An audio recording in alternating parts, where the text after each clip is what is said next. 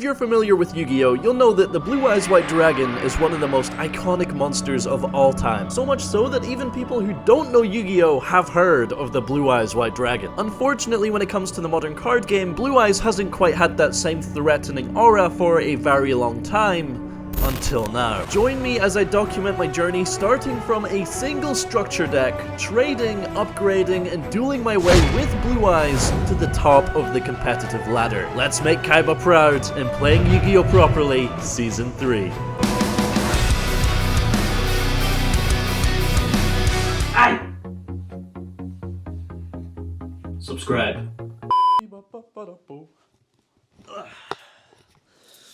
We have so much to talk about. Last episode we went to locals with 3 structure decks and won the whole thing undefeated. 4-0. Very rare accomplishment that, but now the training wheels are off. We finished the tutorial and actually beat the tutorial boss, unlike Elon Musk. And now we're released into the big bad world.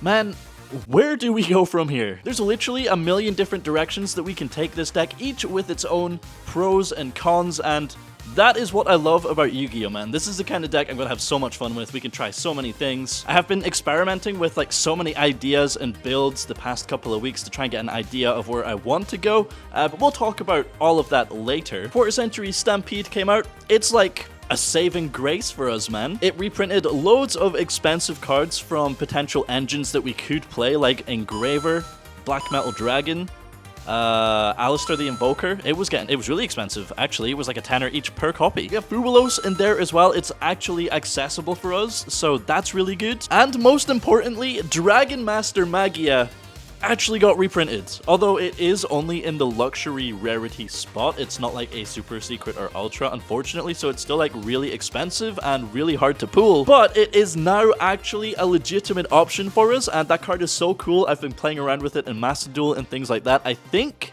I know which way I would go in order to play it. Again, we'll talk about that later. I'll maybe show you some combos. Really can't wait to get our hands on that, man. Also, we got the ban list not too long ago. That was crazy. Gives us a really strong position going into the next format, and Nationals is in June. That's 2 months away, right? So this is probably going to be the ban list we play at Nationals, and therefore the first big event that we play with this deck. And then finally, we get to make a start on our trade binder. This shit is like empty, man. That's gonna set the wheels in motion for us to get started on trading and acquiring all the different engines that we're gonna try out. So we got £30 to spend. Make sure to drop some luck points down below by smashing that motherfucking like button. Let's go get some sick pools, baby. Shout out to these absolute goats who got to see this episode one day early. Hell yeah. Woo! Okay, £30. 3 packs, bro. What a pathetic little opening this is going to be. We're going to spend like 3 minutes on this shit, maybe not even. Yeah, we're trying to make a start on our side deck today, and so there are good cards in Rarity 2 and 1 and 3 that we could pull for our side deck. But also, we could pull QCs. There's some other good cards in here that we could make a start on our trade binder with, and then potentially trade into a nice little side deck that way. So, let's get into our opening, starting things off with a TG Hyper Librarian. I don't know if there's anything we can actually pull in Rarity 2. We could maybe get like a Hope Harbinger. That's in this set, I'm pretty sure. So that would be nice. IP Masquerena, that's pretty good. That's pretty good, man. We got Super Rare Masquerena, very nice. We can play that. Book of Moon, Super Rare. Okay, 3 Super Rares, and then I think it's like 2 secrets. I can't actually remember the structure of these packs, man. How many cards do you get in a pack? 9 cards? Okay, 3 supers. I don't know, let's just open the pack. We have Book of Moon, pretty good, especially in the side deck. Secret Rare, IP Masquerena. We got a rarity bump already, baby. All right, I mean, we got plenty of space in our extra deck. We could play this, although we do technically need something to go into to make this worth it. So SP would kind of be necessary. Secret Rare Foolish Burial. That's nice. Don't think we need it though.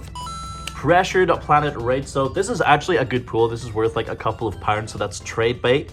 Very nice. Masquerade the Blazing Dragon, Ghost Mourner, and Moonlit Chill. A nice little hand trap for us, and a Polymerization. Do not need this. We got a Roar and Ultimate Fusion if we want to fuse. So first pack, no luxury rarities, but we did get a Raid Soth, which is good trade bait. Secret Masquerena's pretty nice. Even the Super Masquerena's like a couple of pound as well. Then we have the Mourner and the Book of Moon as playable options, so not bad there. Pack number 2, we got Preparation of Rites. Blue Eyes Jet Dragon, we got a nice little holo upgrade there, very nice. We could get the secret rare. Quarter Century secret rare would be really, really cool. Skullmeister, super rare. I'm already seeing some shiny cards in this pack here. Okay, how exciting, dude. We have a collector's or an ultimate rare Charge of the Light Brigade. I think that's kind of like a garbage pool, but you know, it is what it is. Going into a Platinum Secret Rare Synchro Monster, Psychic and Punisher. Can we play this? No, we got level 1 tuners. We could like make a Blue Eyes and a level 3 Hand Trap for Psychic and Punisher, but probably not really worth it. Very nice Platinum Secret Rare. Into the Rindbrum, the Striking Dragon Secret Rare. We also have a MST straight in the side deck. We got back row removal right there. Book of Eclipse, pretty good, especially against the likes of Raziel, so that's very nice. And a number 60 Dugara's a Timeless. Probably not going to be playing Dugara's, but that is a very good rank 4 that could potentially get traded away. Like, Dugara's is normally worth like something. Skill Drain's actually pretty good in Blue Eyes because we can just summon Blue Eyes so easily. Even with the Link 1, it can tribute for cost and summon Blue Eyes that way. That plays around the Skill Drain. So Skill Drain, not a bad shout in Blue Eyes specifically. Yo, is this just a Floodgate pack? We got our Going First side deck cards. Let's go. Skill Drain, Anti-Spell Fragrance, another Ghost Mourner. Okay, one more for the play set. Very, very nice. We have a Quarter Century Secret Rare. Let's go, baby. It is a trap card. Oh, bro. QC Solemn Strike. What a pool. Oh my. Okay, how much is this worth? I don't know. Because it's seen so much play right now, I think it's actually really, really expensive. Let's go, baby. All right, QC Solemn Strike. We love that. Into the Secret Hamster, the Secret Raticate. We have a ultra rare Skill Drain. It is at 1, if I'm not mistaken. So, yeah, we play the ultra instead of the super. Solemn Strike number 2, bro. Maybe we just play the QC Strike right now until we, like, find out what we want to trade into. Another Solemn Strike. Let's go, baby. Blue Eyes Jet Dragon, ultra rare. We're just bumping the rarity again here. And we got the Psychic and Punisher ultra rare. Okay, damn. Okay, we got some playable cards for the side deck.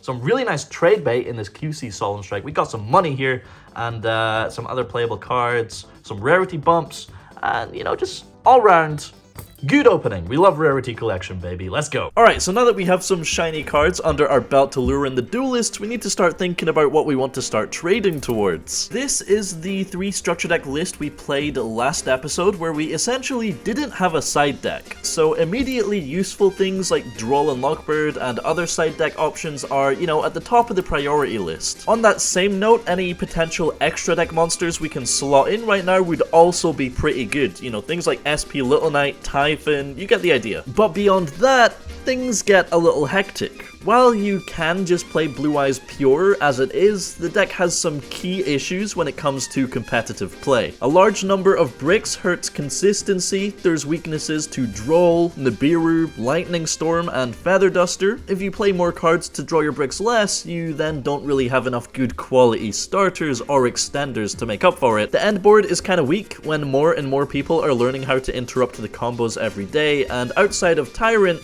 it struggles to apply much pressure with Engine going second. I'm not saying you can't do well with Pure, but ultimately, the deck needs a little oomph, you know, to help with its weaknesses. That's pretty much why every topping list you see is playing the deck with a Primite engine. Primite Drill Beam is an insane card that puts in work both going first and second, while also coming back every turn. The issue is that the Primite engine itself sets you back about £200. We don't have £200 in our binder. We literally have 3 packs of Rarity 2.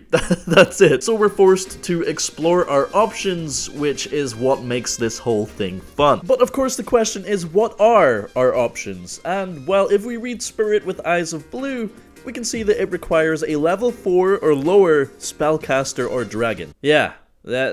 There's a lot. We could go Fiendsmith, Primite, we could go Invoked, we could go Buster Blader, Odeon, White Forest Blue Eyes, Centurion, Metal Morph, we got Bestial, we could go for a Magia Turbo, we could play Tempeyes, heck, Even Mimigools can work with Blue Eyes, bro. There's even a bunch of just singular tech cards you can put in your deck, and that changes up your entire combos and your end boards completely. So yeah, lots and lots of experimentation ahead. Early game, I think we're probably gonna steer towards the budget options like Metal Morph and Invoked because they're really, really cheap. But we do have 2 months to figure everything out, pull shiny cards, and trade our way into something that can actually compete with the big dogs and, you know, give us a solid chance at topping nationals. I'll save all the combos and cards that I'm excited about for the episodes where we actually acquire them. For now, let's just throw our trade binder together, see if we can pick up any spice from locals, and then continue the win streak, baby. Woo! Alright, look at this, man. We already got our trade binder set up, looking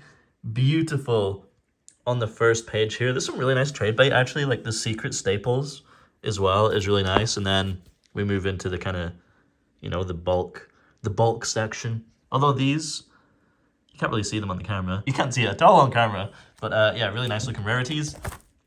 Got the little materia reactor there at the end.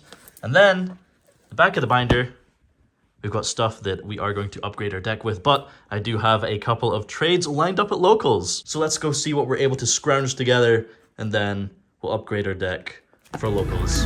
Let's go.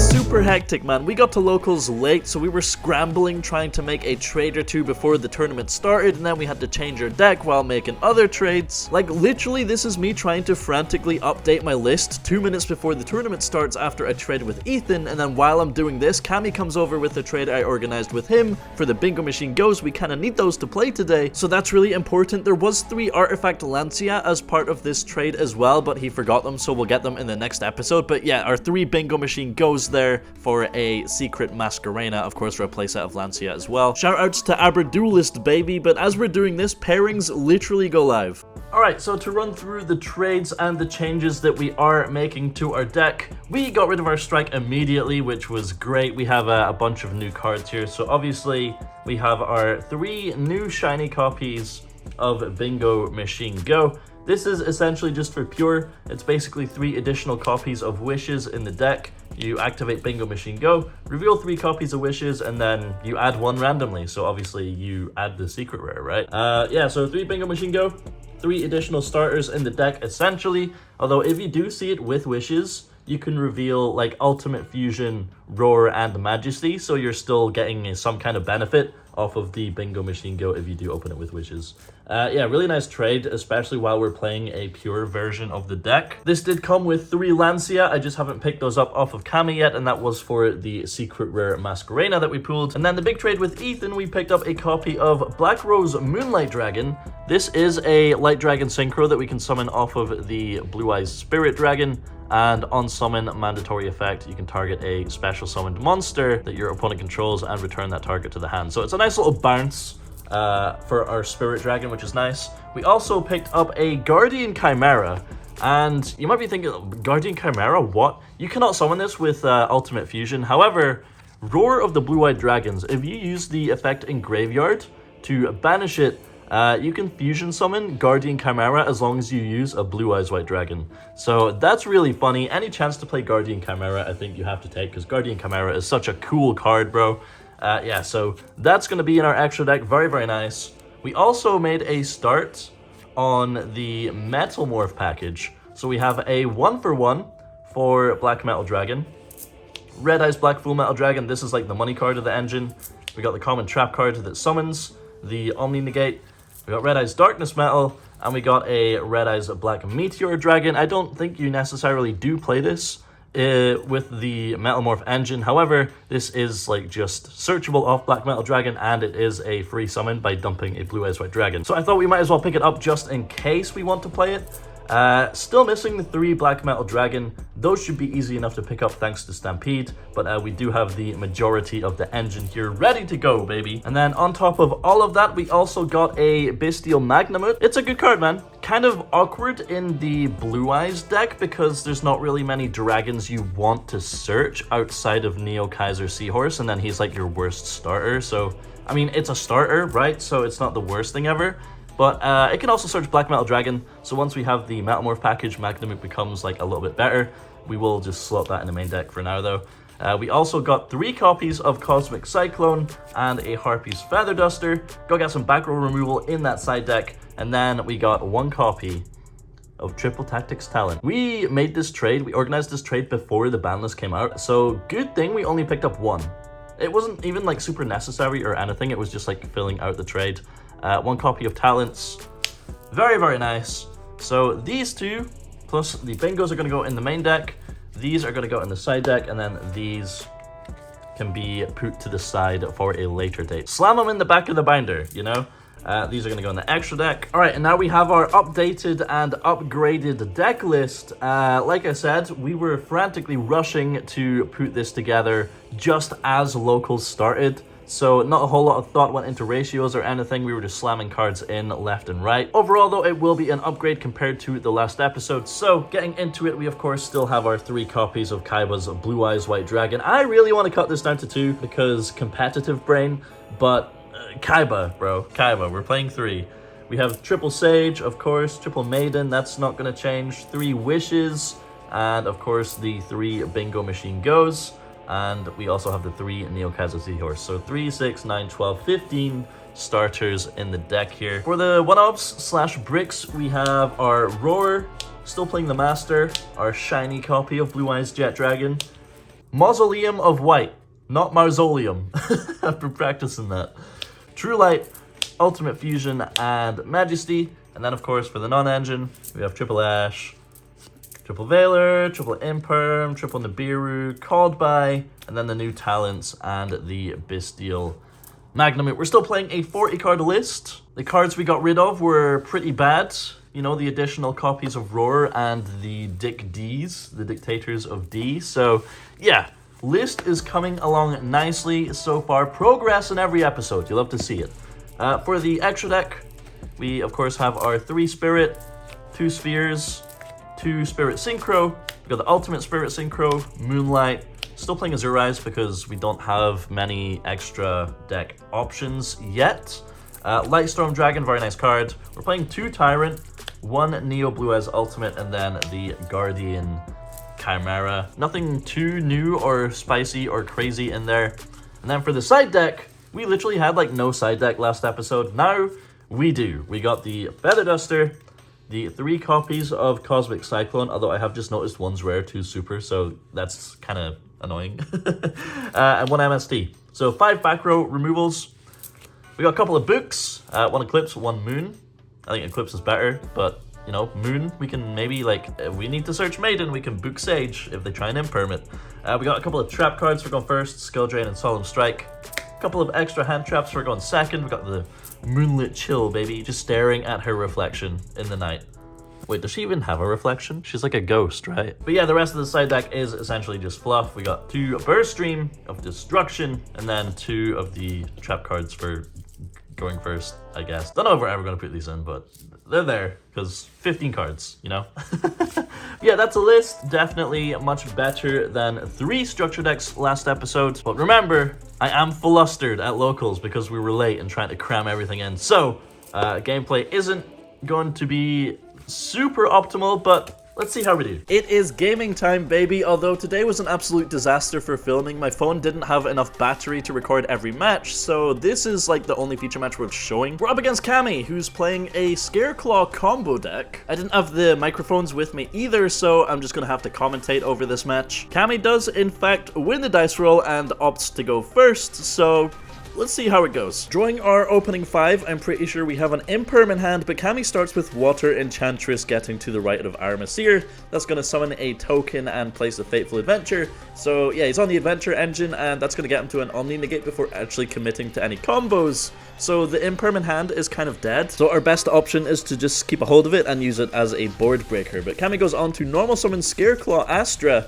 triggering the effect of Fateful Adventure to add Draco back on normal summon, and then activates the other effect of Fateful Adventure to pitch the Draco back adding the Griffin. Obviously, Dracoback is going to activate Engrave to equip itself to the token. Then we special summon Griffin, Omni Negate live. From here, he can combo to his Heart's Desire, so he links the Scareclaw monster into the Scareclaw Lightheart, adding the field spell. We then activate the field spell just off camera there, probably adding a Reichheart here, right? Yeah, Reichheart. This card is going to net so much value because not only can it get a search for a Scareclaw Speller Trap on summon, but also with the 2 other defense position monsters on field, he also gets a draw. It can of course just special summon itself to the field for free to a zone adjacent to a Scareclaw monster, so just down from the Link monster. And he adds the Scareclaw Twin Saw Trap card. That's like a pop 2. It does also have a secret graveyard effect, which I didn't know about, so finding that out for the first time was interesting. From here, Kami activates the effect of Water Enchantress in hand to special summon herself because there's an Adventurer token on the field, and then links 3 into Scareclaw Tryhard. This is one of those cards that, on its own, there's still a lot of decks that cannot out this thing because they can't access Link monsters or they don't have in-engine spell trap removal. Blue Eyes doesn't have too much trouble getting over it, but it's everything else around it that becomes the problem. So he activates the effect of Tryhard, reborning Astra and adding Scareclaw Kashtira. Activates Kashtira Birth from hand, so that is actually going to become an interruption with the Scareclaw Cash in hand. And then he sets a mysterious back row as well, most likely the Scareclaw Twin Saw. Honestly, nothing too insane. Like, the board is very easily breakable if we have a good solid engine hand, but my hand sucks. We take a little second to evaluate our options. We most definitely lose here, but you know, fuck it, we'll try it anyway. The Imperm is kind of a weird choice because if we Imperm the Tryhard and it doesn't get negated by the Griffin, then our only starter gets negated and we're kind of screwed. Whereas if we Imperm the Griffin and are unable to remove it from the field, then it's just immediately live as a negate next turn. Kind of a crappy position to be in, but we do just activate the Imperm targeting the Griffin, so at least the negate is dead and we can try to play the game. That resolves, he doesn't chain the effect, so it stays on the field, and then we proceed to normal summon Sage. It immediately gets switched to defense position because of the continuous effect on Tryhard, but we do get to resolve the effect adding Maiden. I'm realizing this doesn't really lead anywhere because the Twin Saw just kind of checks the True Light, but you know, again, we're at locals, we'll play it out, man, we'll play it out. Actually, now that I think about it, there may be a way to sequence this hand into a winning game state. Maybe not a winning game state, but definitely a more winnable game state, depending on how Kami uses his Kashtira Birth. We probably just lose either way, but we do just activate the Maiden to place the True Light. On resolution, Kami activates the effect of Scare Cash in hand to special summon itself by banishing a Fenrir from hand. So Kashtira Birth is now live when I use a spell. I do just activate the True Light to force out the Twin Saw and allow me to continue playing. As expected, he does chain the trap, tributing the Astra to pop both of our cards. Mandatory effect of True Light to nuke our board. We have nothing on the board, so it doesn't really matter. All we have left to care about is Kashtira Birth, and that is actually going to cuck our play because our next play is Mausoleum of White. That is going to prompt the activation of Birth, banishing all our shit from the graveyard, which means our additional normal summon of Master isn't as impactful as I had hoped it would be. Linking Master into Spirit, Kami activates the effect of Twin Saw Engrave that prevents Link monsters from activating their effect. Yeah, silly effect, bro. At this point, the game's over and I concede. However, I do want to know, if I had Impermed the Tryhard, would Kami negate with Griffin? He said yes, he would, so I'm like, okay, can we play it out in that situation? And he's like, yeah, sure. So hypothetically, we set one and pass turn. Spoiler alert, it's Majesty. We can't have that getting negated by Griffin, man. So, yeah, totally hypothetical situation. In Kami's draw phase, we do flip the Majesty, and he chains Called by the Grave, targeting our Blue Eyes in the graveyard. That unfortunately resolves, but we have Blue Eyes in hand, pop the Tryhard, and we just scoop out. Alright, game 2, it's my turn to play the game, baby. We're going first, and I think Kami's hand sucks. I think he bricked, but yeah, our hand is like all gas, basically. So we start with Neo Kaiser Seahorse, and link into Spirit, chain 1 Kaiser Seahorse to dump, chain 2 Spirit to add the field spell. We dump Maiden, add the field spell, activate the field spell, dumping Blue Eyes target into Link 1, activate the effect of Link 1, summon back Blue Eyes, summon back Maiden, activate the effect of Maiden, placing True Light. I do sequence this really weirdly. I activate True Light here to set Majesty. It's not even weird sequencing, it's just wrong, but yeah, whatever, dude. We proceed to activate Wishes in hand, discarding a second copy of Wishes, adding Sage, and a copy of Roar to the hand. Effect of Wishes Engrave, target and Blue Eyes. We're going to equip the Neo Blue Eyes ultimate, and then activate Roar, summoning Blue Eyes Jet Dragon from the deck. Using our additional normal summon, we're going to normal summon Sage and add a copy of Effect Veiler for Kami's turn.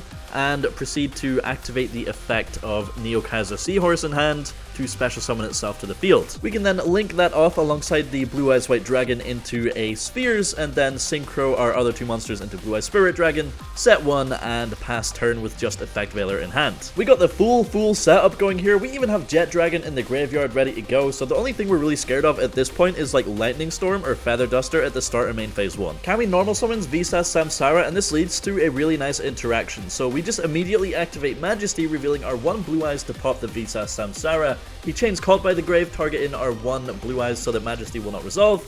We chain Blue Eyes Spirit Dragon to tag out into the Ultimate Spirit Dragon, and Ultimate Spirit Dragon has a continuous effect where your opponent cannot banish cards from your graveyard, so Called by the Grave will not resolve, and therefore Majesty will pop the Samsara, and on resolution, Blue Eyes Jet Dragon's gonna come out, and Kami just scoops it up.